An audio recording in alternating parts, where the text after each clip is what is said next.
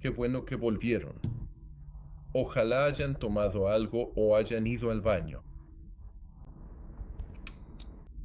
Seguro que se han dado cuenta que ya no es de noche, ahora es de día. Justo después de grabar el último video, se fue la luz en mi zona y eso me obligó a parar, reintegrarme y empezar de nuevo. Así que aquí estamos. Vamos a continuar con la segunda parte de esta serie. Y ahora vamos a entrar en el método 131. Y, tú sabes, lo primero es lo primero. Con cualquier sermón, tenemos que encontrar el mensaje principal, o lo que el Espíritu Santo nos está diciendo que debemos abordar. Y eso significa que vas a estar escudriñando tu Biblia de manera regular. Y le vas a estar preguntando al Señor, mira, este es el grupo de personas al que le voy a hablar. ¿Por dónde debo empezar? ¿A quién debo estar examinando en las Escrituras?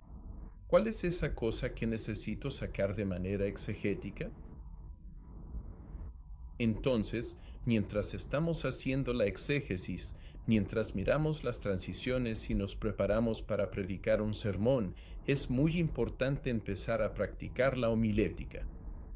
Y para aclarar un poco qué es la homilética, es el arte y la ciencia teológica de preparar y predicar un sermón. Y realmente lo que significa es tomar el texto, mirarlo de manera holística y hacer otra vez exégesis. O sea, que miras toda la porción de la escritura, no solo el versículo o dos en los que te estás enfocando en el mensaje. Así puedes entender el significado original que se quiso dar. Y además de eso, tienes que mirar el trasfondo histórico. Tienes que fijarte en las partes gramaticales y el contexto literario. ¿Es poético? ¿Es literal? ¿Es profético? Eso es muy importante. Y además de eso, para la parte gramatical, como hemos estado hablando de diferentes palabras en griego, es bueno entender qué significan esas palabras griegas, porque tienen una riqueza increíble. Entonces, al principio, capta el mensaje principal, pasa por el proceso de homilética y luego entramos en los puntos de apoyo. Entonces vamos a ver un poco más sobre qué son los puntos de apoyo y qué significa eso exactamente, pero, tú sabes, es algo lógico. Es algo que hace que sea muy fácil para la gente entender. Puede ser algo que ilustre el punto y también aplica el mensaje de una manera que sea relevante para la audiencia a la que le estás hablando, ya sea en la calle, en una iglesia o en un ministerio de puerta en puerta. Y por último, tienes que dar una respuesta clara y eso es. ¿Y entonces qué? Puede que tengas una congregación y les des un mensaje, puede que tengas puntos de apoyo, pero ¿cuál es el llamado a la acción? ¿Ves? Los 10 mandamientos, por ejemplo, si vas a hablar de los 10 mandamientos y ellos lo escuchan, está bien, pero ¿cuál es el reto para ellos? Mientras proclamas este mensaje, ¿qué es lo que Dios quiere que ellos sepan y se lleven consigo al salir de la iglesia ese día? Así que vamos a ver un ejemplo rápido de esto. Y vamos a mirar Mateo capítulo 13. Y para ahorrar tiempo, no voy a leer todo ese capítulo, pero es la parábola del sembrador. Y cuando miras la parábola del sembrador, hay semillas que se esparcen en diferentes tipos de terreno. El camino, el suelo rocoso, el suelo espinoso y luego el suelo fértil que hace crecer las cosas muy rápido y muy bien. Y dura.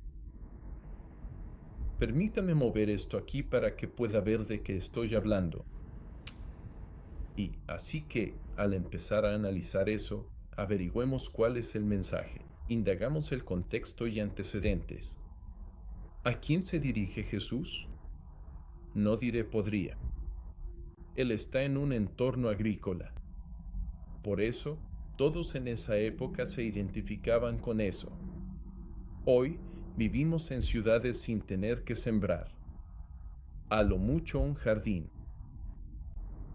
pero esto le llega a la mayoría de la gente. Y a lo largo del Antiguo Testamento vemos partes que apuntan hacia Dios, trabajando para tocar el corazón de las personas. Y, por ejemplo, el faraón tenía un corazón duro. No estaba preparado para escuchar las semillas que Dios intentaba sembrar en su vida ni para que su pueblo fuera liberado, incluso después de múltiples plagas. Sin embargo, la gente ha recibido el mensaje con extrema alegría, como la mujer del pozo en el Nuevo Testamento. Y, entre medias, hay cosas en las que Pablo, por ejemplo, el apóstol Pablo, él, no estaba listo para escuchar el mensaje, pero cuando lo escuchó, llegó con poder. Y no solo su corazón pasó de ser duro a ser blando, sino que tenía buena tierra donde produjo una cosecha enorme. Así que eso es algo que debemos tomar en cuenta mientras desarrollamos esos 3 puntos. Entonces, de nuevo, aquí están los 3 puntos de esta parábola y que queremos transmitirle a la congregación a la que le estamos hablando, a ese. Le hablamos al grupo o agricultores de aquí. Primero, la tierra dura rechaza la verdad, igual que las semillas que se tiran en el camino o incluso sobre piedras. La tierra llena de espinas ahoga el crecimiento, igual que si tienes un montón de maleza y tiras semillas ahí, no van a seguir creciendo. Puede que empiece, pero no hay nutrición, no hay valor. Por ejemplo, en este momento, lo que Jesús está tratando de decir es que hay dinero, hay riquezas, hay distracciones. Y en vez de recibir esas semillas y crecer espiritualmente, mueren porque la gente está atrapada en los ídolos que los rodean. Y luego, por último, hay personas que están tan sedientas y hambrientas de escuchar la noticia que están listas para actuar, están listos para crecer, están listos para hacer un impacto. Muchos de ustedes, si no todos, son aquellos que forman parte de la buena tierra, y esto producirá una cosecha abundante si tienes un corazón dispuesto. Ahora llegamos al reto para la persona con la que estés hablando. Examina hoy la dureza de tu corazón y pídele a Dios que prepare el terreno baldío para que puedas recibir su gracia. Porque el grupo al que te diriges puede que no esté en condiciones de escuchar las buenas noticias. Pero, sin duda existe la posibilidad de que tengas la oportunidad de hacerles reflexionar sobre ello y permitir que el Espíritu Santo actúe, y así podrás proclamar el mensaje que Jesús dio en Mateo 13. Esto es algo que se puede hacer en cualquier iglesia. Esto es algo claro, conciso y sencillo. Como saben, por ejemplo, esta noche vamos a realizar un seminario más didáctico. No recomendaría dar un sermón como este porque, generalmente, cuando uno empieza a estudiar para un sermón, se emociona mucho y encuentra todos estos datos y quiere compartir esos datos y esas verdades. Lamentablemente, no todos podemos retener eso porque estamos sentados entre 30 minutos y 1 hora, y cuando la gente recibe tanta información en tan poco tiempo, muy poca de esa información se queda. Por eso es importante asegurarse de que el mensaje sea conciso, claro y dentro de un tiempo que sea fácil de recibir. Y entonces, mientras seguimos con este método 131, vamos a hablar de algunas formas de captar la atención de la audiencia. Ya hemos hablado de cómo Jesús captó la atención de la gente aquí usando la agricultura y cómo crecen las semillas. Sin embargo, hay muchísimas otras formas de hacerlo. Así que vamos a examinar eso rapidito. Entonces, captar la atención. Jesús usaba anclas visuales. Él veía aves, veía lirios, veía el dinero que la gente tenía en las manos, y esto lo usaba para ilustrar verdades espirituales profundas. Ahora, además de eso, en Lucas capítulo 13, tenemos un momento donde él hace referencia a lo que está pasando en las noticias locales o incluso internacionales. está la masacre que ocurrió bajo el gobierno de Pilato, o la torre que se cayó. Eso es lo que capta la atención de la gente o de la congregación pensativa, y hacen que uno diga, wow, sí, aquí está pasando algo, y el Evangelio en verdad apunta hacia eso. Eso es increíble, y la intercepción del corazón. Entonces, Jesús podía leer el ambiente y confrontar motivos internos ocultos para revelar la necesidad de gracia, ya sea con los fariseos o con la mujer en el pozo.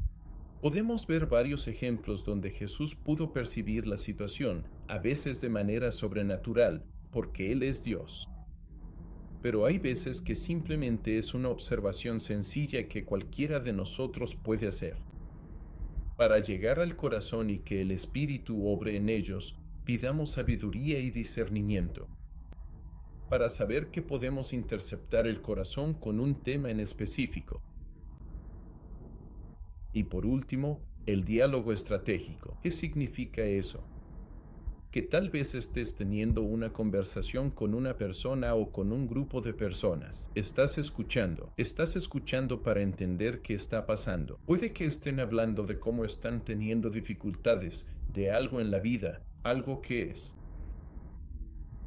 una lucha. Y quizás tú digas, óyeme, yo también pasé por una lucha así. ¿Y tú sabes qué fue lo que me ayudó? Esto fue lo que me ayudó. Esto fue lo que encontré en la Biblia. Y este es quien es Jesús. Y Él fue quien cambió por completo mi manera de ver las cosas. Toma esto en cuenta. Quiero compartirte más sobre Jesús. ¿Ustedes están interesados? Eso es un ejemplo de diálogo estratégico. Ahora, otra cosa también, voy a mover esto para acá abajo. No, mejor lo dejamos ahí mismo. Y vamos a entrar en esto también, que son las parábolas. Y a lo que me refiero con eso es que Jesús usaba historias para dar una enseñanza. Ahora, yo usé una historia al principio de este seminario para hablar de cómo.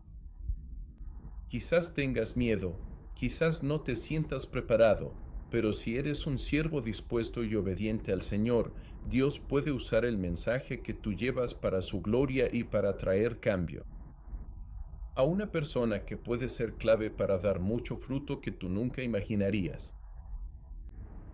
La obediencia es simplemente el comienzo. Y claro, mientras digo eso, no significa que no te prepares antes de predicar, pero sí significa que Dios cubre nuestras debilidades. Él se hace fuerte en nuestra debilidad. Entonces, de la misma manera, Jesús está contando estas historias. Y así, Él toma lo conocido, las cosas conocidas en estas parábolas, cosas que son familiares, cosas con las que uno se puede identificar, y luego las lleva a lo desconocido y une esas dos cosas. Eso es lo que tienes que tomar en cuenta cuando cuentas una historia o una parábola, igual que hizo Jesús. Entonces, aquí van un par de ejemplos. Las 10 vírgenes, Mateo 25. El aceite representa una vida espiritual auténtica e interna que no se puede prestar en el juicio. En otras palabras, tenemos que estar listos y preparados antes de que Cristo regrese. Y luego, nacer de nuevo. Esto puede parecer extraño, e incluso para la persona que recibió el mensaje fue como, bueno, Jesús, ¿qué quieres decir con eso? Y, claro, él pudo dar cada vez más explicación, pero fue algo que despertó el interés, que llamó la atención sobre el tema y mostró que no es por tu propia capacidad que puedes nacer de nuevo, porque cuando nacimos la primera vez, no fue por nuestra capacidad, fue por la provisión de Dios y la gracia de nuestros padres al participar en esa provisión de Dios que nosotros llegamos a existir. Y de la misma manera, así es como nacemos de nuevo en el Espíritu, es a través de esa provisión del Espíritu Santo y de Dios. Entonces, esos son algunos ejemplos. Y hay algo que me gustaría decir, es un espejo del alma. Entonces, ¿qué significa eso? Voy a leer esta parte aquí porque creo que es muy importante. Las parábolas actúan como espejos donde la persona común, el hombre promedio, puede evaluarse a sí mismo sin defensas religiosas. Así que no hay iglesianés, ni jerga en la que, por ejemplo, hemos hablado de exégesis, eisegesis homilética. Nadie en la calle va a entender eso, mucho menos la persona promedio. Pero cuando compartes con parábolas la importancia de las cosas, puedes explicar algo muy complicado de una manera que sea fácil de relacionar. Y ya no es algo que haga que alguien se cierre porque, bueno, eres religioso y usas esas palabras especiales. No, en cambio, se trata de poder decir, oye, esto es lo que está pasando, y así es como se puede entender. Y la gente dice, ¿en serio? Vale, wow, quiero saber más sobre esto. Veamos algunos estudios de caso. Así que primer estudio de caso. Tenemos a Pedro. Él se está dirigiendo a la multitud y usa un gancho de identidad, hombres de Judea. Esto es durante una época importante del año, hay gente de todo el mundo y él está hablando sobre Jesús. Y él trae a colación el Antiguo Testamento. Así que él hace la exégesis. Él comparte con la gente de Judea, aquellos que han venido a celebrar en este tiempo en Israel, y logra tener un gran impacto porque puede relacionarse con la audiencia, hablarles como un todo. Y ahora, mirando Hechos capítulo 17, tenemos a Pablo, que está caminando por la ciudad. Y mientras él observa la ciudad, estos filósofos griegos están enfocados en todos esos dioses diferentes y él está viendo todas esas estatuas y cosas así. Y bueno, cuando digo cosas así, es que él está mirando todas esas estatuas y cada una tiene su propio propósito y hasta hay una dedicada a un dios desconocido. Entonces él logra tomar eso y captar la atención de los que pasan por ahí. Y hasta citan sus propios poetas para predicar a Cristo en ese momento. Ahora, Esteban, tuvo un final que no necesariamente es deseable para todos nosotros, pero él pudo compartir un mensaje antes de su muerte, de su final. Y ese mensaje fue que pudo compartir con ellos la verdad de Jesús y también mostrarles lo que les faltaba en sus vidas. Y claro, eso provocó enojo, pero él pudo hablar con la verdad y dejar que el Espíritu Santo los confrontara. Así que empieza con hermanos, hermanas, y creo que en realidad eran hermanos en las Escrituras debido a la época. Pero, hermanos, vosotros sois judíos, yo soy judío. Venimos del mismo entorno. Permítanme darles algunos ejemplos del Antiguo Testamento. Y él pasa por eso. Al final, logra señalarles a Jesús y propiciar el desenlace final. Así que lo que. Y el resultado fue su muerte. Pero él pudo ser el heraldo que Jesús le pidió que fuera en ese momento. Ahora, Felipe. Felipe fue llevado por el Espíritu Santo y enviado al desierto donde estaba un eunuco. Y este hombre está leyendo un rollo encima de su carroza y está leyendo Isaías 53. Entonces él escucha de qué está hablando el hombre. Él dice, yo no entiendo esto, nunca he visto esto antes, ¿tú me lo puedes explicar? Y como él ha escuchado lo que el hombre ha dicho, puede entrar de una vez en el mensaje y la gracia salvadora de Jesucristo. Otra vez, escuchando, como lo que hablamos ahorita. Ahora que hemos hablado de algunos casos diferentes y explorado cómo podemos captar la atención de la gente y hacer un punto final, eso es algo que se puede hacer fácilmente en un ambiente estructurado. Entonces, digamos que estás en la iglesia y te han dado el púlpito para hablar. En ese lugar hay muy pocas distracciones, no hay cosas que te estén quitando la atención. Tienes una audiencia cautiva. Así que puedes tener un plan bien claro. Voy a predicar por 30 minutos. Esto es para lo que me voy a preparar. Voy a practicar para esto. Pero eso no siempre es así cuando se trata de predicar. Cuando se trata de predicar en la calle, Hay muchísimas formas en que las cosas pueden pasar, así que vamos a ver eso rapidito. Y, tú sabes, ya hemos usado el método 1 a 1.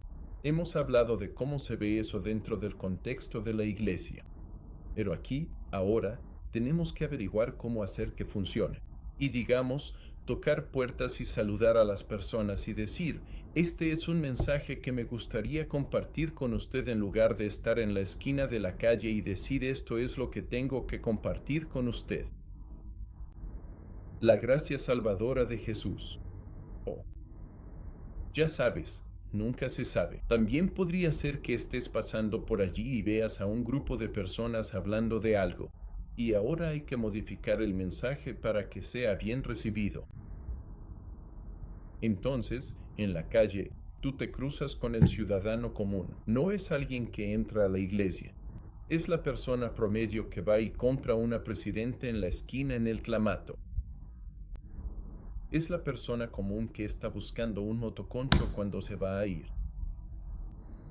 Entonces, Dios nos ha llamado a llevar la sabiduría al mundo de los perdidos. Entonces, no queremos esconderla en aulas privadas. Queremos enviarla allá afuera de manera agresiva. Y asimismo como hizo Pablo en los casos del Nuevo Testamento que acabamos de discutir, él hizo eso con los filósofos paganos y les habló de su Dios desconocido. Y lo hizo de una manera muy clara y de forma que captaba la atención de la gente en la calle. Ahora, esto requiere flexibilidad, tú sabes, predicar en la calle, ir de puerta en puerta, hablar con grupos de personas. Así que vamos a pasar de algo estructurado a algo fluido y rápido. Uno nunca sabe cuándo va a pasar.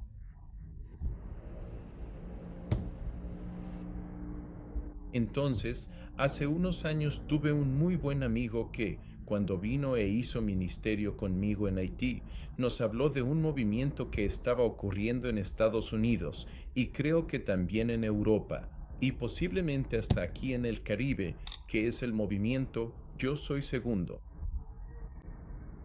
Y la idea principal era usar tu testimonio, primero compartiendo un mensaje, luego usando tu testimonio para hablar de cómo Jesús te había transformado y cómo te sacó de un lugar de condenación a un lugar de ser salvo por gracia, por medio de la fe.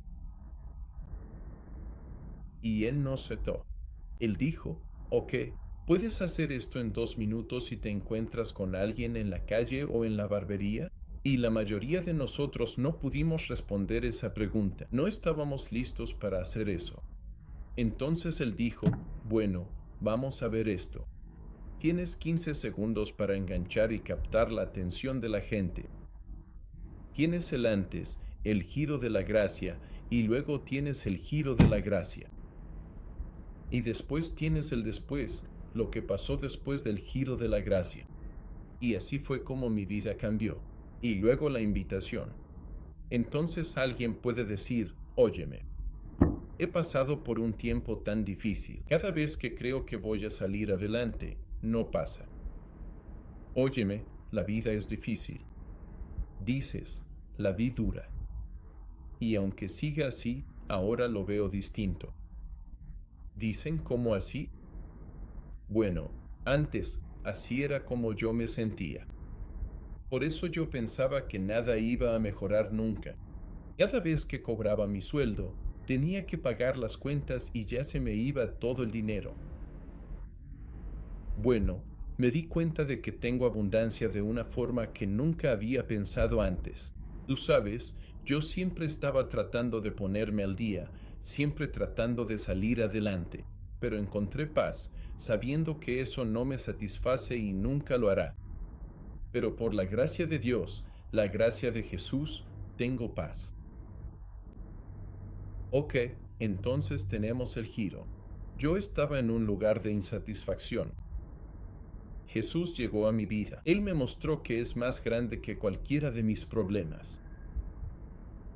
Y después de eso, tengo paz. Y después de tener esa paz, Me gustaría compartir contigo cómo logré esa paz. Y ahora esto es solo un ejemplo bien rápido. No es el mejor ejemplo, pero es para que entiendas el punto en estos 2 minutos.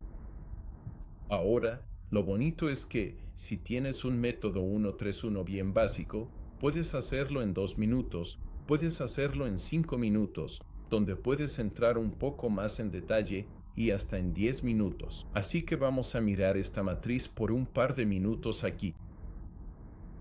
Primero, 2 minutos, tú estás en la calle, perdón, no en la esquina de la calle, sino que vas de puerta en puerta, tocas la puerta y dices, hola, soy de la iglesia local y solo quiero compartir algo que he escuchado últimamente. Y puede que te digan, bueno, ¿y qué significa eso? Tú dices, bueno, he escuchado sobre esta tragedia que ha pasado en la comunidad y solo quería decir que me gustaría orar por las personas. Y hubo un tiempo en que yo pasé por una tragedia y entonces encontré la gracia salvadora de Jesús y Él fue quien me sacó de esa tragedia. Y ahora estoy libre del trauma y la desesperación de esa tragedia y he cambiado. Soy un hombre nuevo. Soy una mujer nueva. ¿Quieres saber más? Haz esa invitación. Es una presentación de 2 minutos al pasar. Hablo de un anuncio o un mensaje del Señor para ellos. Entonces, toma eso en cuenta. 5 minutos. Puede que estés en una esquina de la calle y estés predicando. Bueno, la gente no se va a quedar ahí parada viéndote. Puede que haya algunos, pero en general tienes 5 minutos para captar la atención de alguien antes de que tengan que montarse en el motoconcho o ir al colmado a buscar lo que necesitan o ir al supermercado. Todas esas cosas son súper importantes para atraparlos antes de que tengan que irse a esos lugares. De nuevo, todo el mundo tiene una vida ocupada y puede que solo tengas un tiempito corto para alcanzarlos mientras están en ese momento de espera en la esquina. Y por último, puede que se dé la oportunidad de que, digamos, tú toques la puerta, te dejen entrar y puedas orar por ellos. Oye, en vez de los 2 minutos en la puerta, ahora tienes 10.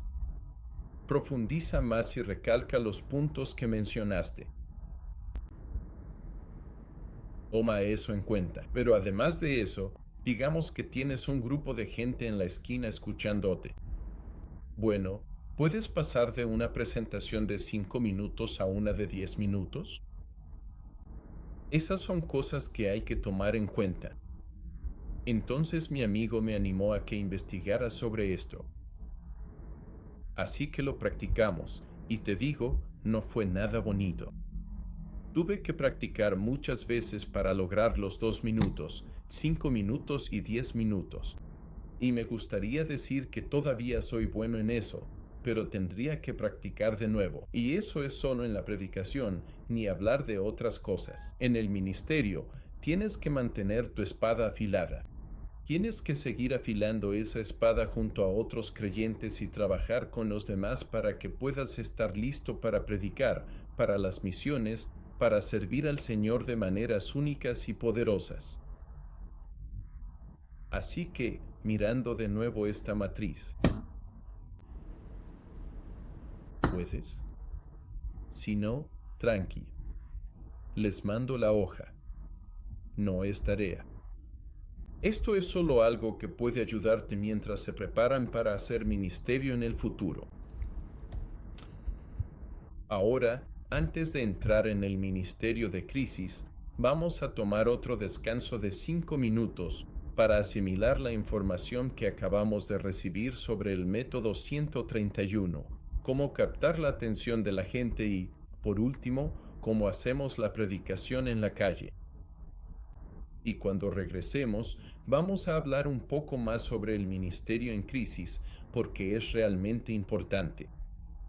Y es un lugar muy poderoso donde el Señor puede obrar, porque, de nuevo, Dios se encuentra con las personas en sus momentos más oscuros y en sus tiempos más difíciles, y puede que nos toque anunciar en esos momentos.